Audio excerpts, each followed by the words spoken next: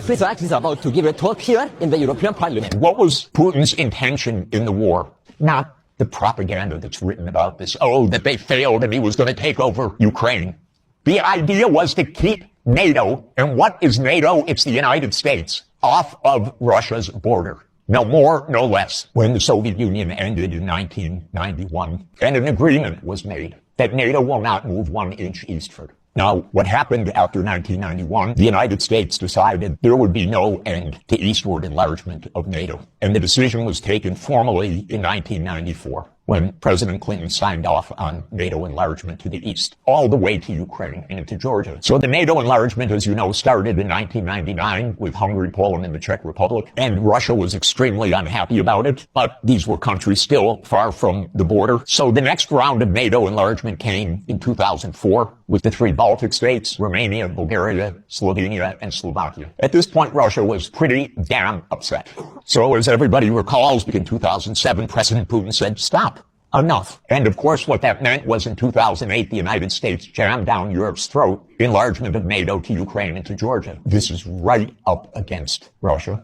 And Russia protested because if Russia decided to have a military base on the Rio Grande or the Canadian border, not only would the United States freak out, we'd have war within about 10 minutes. And a month later, a war broke out. That gets Georgia destroyed. And starting in 2010, the U.S. put in Aegis missile systems in Poland and then in Romania. And Russia doesn't like that. In 2010, Viktor Yanukovych was elected on the platform of neutrality. Russia had no territorial interests or designs in Ukraine at all. What Russia was negotiating was a 25-year lease for Sevastopol naval base. That's it. Not for Crimea, not for the Donbass, nothing. In 2014, the U.S. worked actively to overthrow Yanukovych. Everybody knows the phone call by my Columbia University colleague Victoria Nuland and the U.S. Ambassador Peter Piot. Listen to it. It's fascinating. I don't think Kleeb should go into the government. I don't think it's necessary. I don't think it's a good idea. I think Piot is the guy who's got the economic experience, the governing experience, and,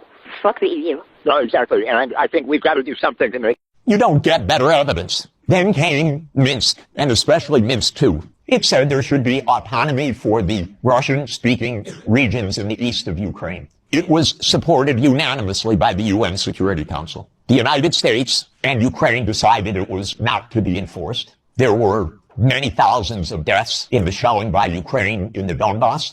And one of the issues on the table in December 2021, January 2022, was, does the United States claim the right to put missile systems in Ukraine? And Blinken told Lavrov in January 2022, the United States reserves the right to put missile systems wherever it wants. So the war started. What was Putin's intention in the war? It was to force Zelensky to negotiate neutrality. And that happened within 7 days of the start of the invasion. Ukraine walked away unilaterally from a near agreement. Why?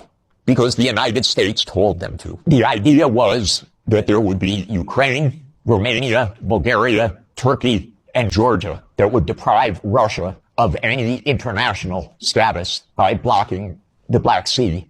And the American senators, who are as nasty and cynical and corrupt as imaginable, say this is wonderful expenditure of our money because no Americans are dying. It's the pure proxy war. And since the U.S. talked the negotiators away from the table, about 1 million Ukrainians have died or been severely wounded.